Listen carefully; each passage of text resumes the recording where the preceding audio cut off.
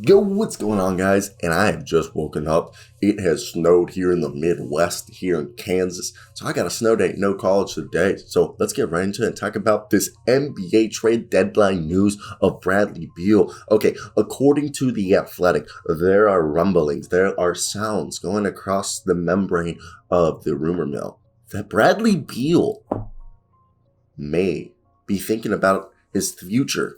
And there could be potential moves. So let's talk about it and let's get right into it. Shout out to The Athletic for this information. So with the NBA trade deadline just 8 days away, like the Wizards front office has multiple decisions to make. I mean, they have 3 centers. They have so many wings and forwards. And they have Bradley Beal, who's can become an unrestricted free agent this summer. So, if they don't trade Beal or attempt to do something, after, this team started 10-3, and I love this team. I'm from Baltimore, Maryland, so I remember when John Wall went there. Off the wall. Oh, yeah, I'm done. You're right. Like and subscribe for information. I want to hear your thoughts down below. What do you think are the Wizards going to do? And let's get right into it. So, Bradley Beal's future still overshadows everything, okay? The Wizards face sizable risk with whatever they decide to do. If they don't trade Bradley Beal before the deadline, he can become an unrestricted free agent in July and would be eligible to sign a 4-year deal worth $180 million with any other NBA team. In that case, the Wizards would risk losing Beal for no compensation. Or Bradley Beal could become a free agent and re-sign with the Wizards for a supermax, which is worth $241 million over 5 years. In that case, they would commit a massive chunk of their cap figure like they did for John Wall several years back. But this time, with Bradley Beal, that would carry an average of $48 million per season if they do re-sign him to that supermax. So to someone who has never proven that he can carry it to a team on his own and is already showing signs of slippage and would be 33 years old by the time this supermax deal would end, I don't know if he's the guy. I really see Bradley Beal as maybe the second or third star on a championship team, playing either a Chris Middleton or Drew Holiday role to Giannis, He's Robin to Batman. Or if you really want to say, I'm trying to think of he's like, I was going to do another superhero commercial. I'm not good with superheroes.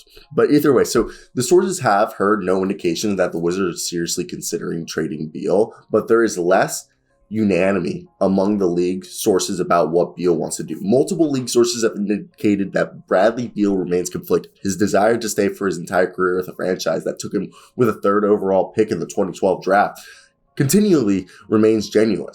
But Bradley Beal also remains uncertain about whether the Wizards can surround him with the difference-making talent that will make the trip to the playoffs easier to get there and also be able to go deeper into the playoffs. And in a recent interview with NBC Sports' Chris Miller, he said another play-in tournament appearance would be a step back for him, okay? And I know this team's nosedives after the very hot start has frustrated Beal, leaving him probably pretty pissed off with the Wizards. And the Wizards have not changed their position, okay? They want to continue to build around Beal. They want Wes Unseld to be their coach, and, and they still have high hopes in Rui Hachimura and Denny Avdia, okay? And I think Denny Avdia is one of their best defenders. Rui's been out for much of the year, and I think Rui's not special at anything, but he's really all around, okay? And I think the thing is Philadelphia has made no secret that Beal is on a short list of their players that they would trade Ben Simmons for, who's been sitting out all season. But the Sixers won't include an additional piece, such as Tyrese Maxey, along with Ben Simmons in a potential trade. And they said the same thing for Matisse Thybulle. Okay. In addition, the league sources also believe that the Wizards wanted to trade Beal. Now they would receive a less than stellar return because any acquiring team would run the risk of merely just renting Beal for the remainder of the season and then him signing elsewhere. So basically, if a team gets him, they wanted to have a confirmation that Beal intends to re-sign with the new team long-term if he does get traded, but sources do not expect that to occur. So the big picture for the Wizards is the Wizards, have lost 6 consecutive games. Most teams expect them to push for significant frontcourt upgrade around Beal. 2 of the most rumored players, Jeremy Grant, Domantas Sabonis. Okay, sources predict the Wizards will encounter, significant difficulty trying to acquire a player of Sabonis' stature without giving up, Deni Avdija or Rui Hachimura. Okay, and perhaps maybe even having to give up both with multiple picks. And Indiana has pulled back on putting Sabonis front and center in the trade talks, with more teams engaging with Miles Turner and Karis LeVert as their trade targets.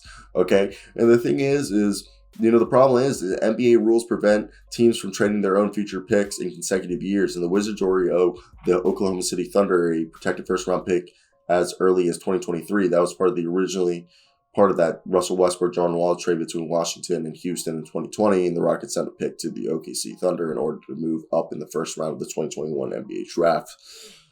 Little bit of context. But the future pick Washington sent to Houston has numerous protection: top 14 in 2023, top 12 in 2024, top 10 in 2025, top 8 in 2026. So it's possible that the Wizards may not convey the pick until 2026 because of that possibility. The Wizards currently cannot trade any of their future firsts anywhere except for the 2028 pick. To gain more flexibility, the Wizards would have to agree to loosen the protection on the pick they owe to the Thunder already. So they basically, without the immediate first round pick to offer, it's pretty difficult to amass enough assets to entice a team to trade, okay?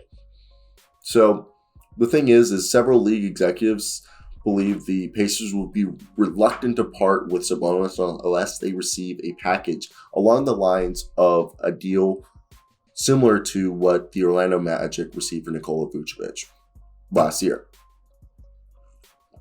Which makes sense. Sabonis and Vucevic are comparable. Skilled on the offensive end, and former first-round pick, Wendell Carter Jr., Otto Porter, who was an expiring deal, 2 protected first-round picks. So, Wendell Carter Jr., Otto Porter, 2 protected first-round picks for Vooch and Al-Farouq Aminu. Okay?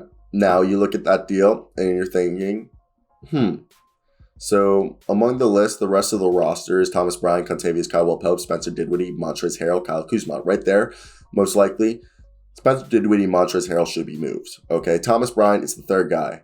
And look, speaking about specifically Bryant, Caldwell-Pope, and Harrell, one opposing team executive said none of them move the needle. For example, Justin Holiday is likely to have more value than any of those guys.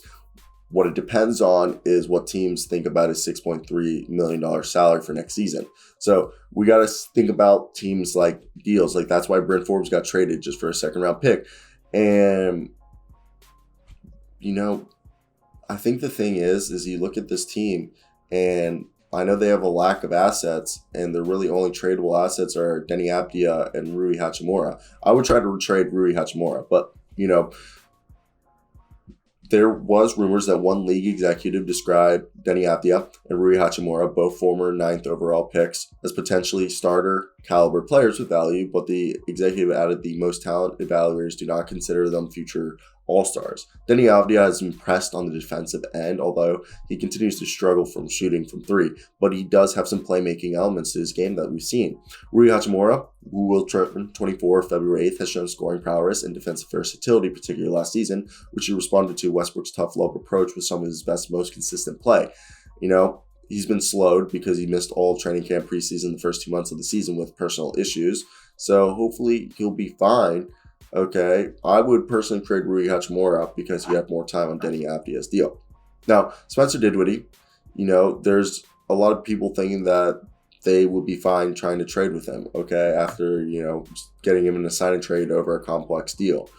And they brought him in, getting a 3-year, $54 million deal so he could star with Beal, and it's been a weird fit. So the thing is, they could encounter trading him because he's 1 year removed from knee surgery and he's owed $18 million in guaranteed salary for the 2022 to 2023 season, and his $18.9 for the 2023 to 2024 is only $10 million guaranteed.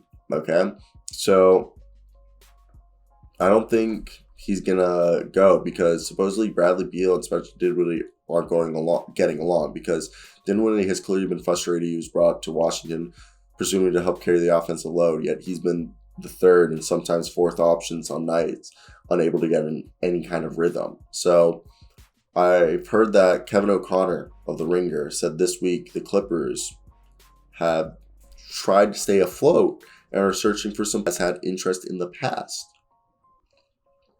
So, Spencer Dinwiddie for maybe Serge Ibaka and Batum. And maybe we throw in all three of those guys and we send them Thomas Bryant. I think that'd be too much money. Maybe you have to send somebody. Someone tell me down below what you guys think of that one. But look, Montrezl Harrell, I mean, they have a 3-center rotation and he's starting to look at like the odd man out. I know Thomas Bryant's, on the final year of his deal, and they're fans of Gafford, and Bryant offers 3-and-D as a rim protector.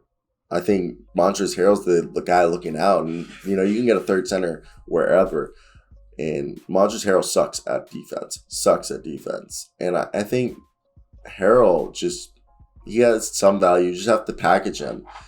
And then obviously Davis Bertans, he's been one of the biggest disappointments of the seasons, and he still owes $16 million next season, $17 the following year. That's partially guaranteed of $5.